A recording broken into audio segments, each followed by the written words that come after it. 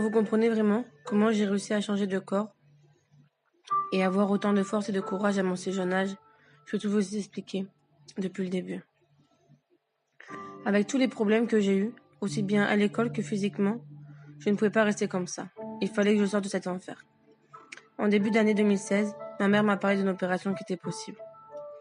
J'étais hésitante, puis j'ai regardé des forums à la con qui m'ont fait paniquer. Et j'avais peur. Vous savez, cette peur d'être opérée, de ne pas se réveiller. Mais ça a toujours été ma anéantise. J'ai eu une opération du ménisque, et la peur, elle arrive dès que le médecin nous donne la date de l'opération. Alors bon, j'ai pris mon courage à deux mains, et avec ma mère, nous avons pris rendez-vous avec le chirurgien, pour qu'il me consulte et qu'il me dise si j'avais droit à ce programme. Le jour du premier rendez-vous, avec le médecin, ça s'est très bien passé. Il a juste refusé de m'opérer avant mes 18 ans. Le médecin m'a donné une feuille avec le nom de tous les médecins à rencontrer. Et bien sûr, il fallait obtenir l'accord pour l'opération.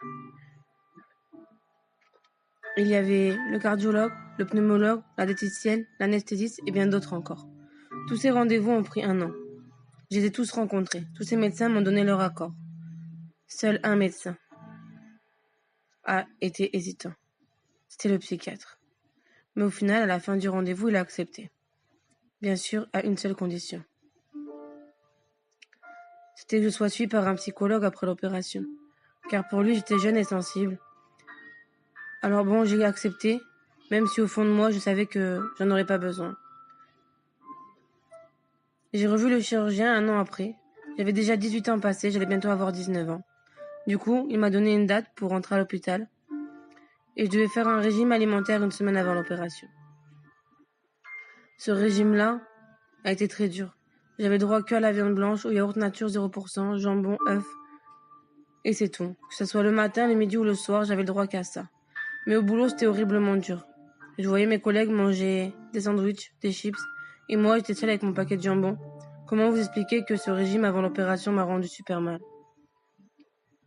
Mais bon, on a tenu le coup, avec le soutien de tout le monde. Les collègues au boulot ne mangeaient plus avec moi, pour pas me faire plus de mal que ça.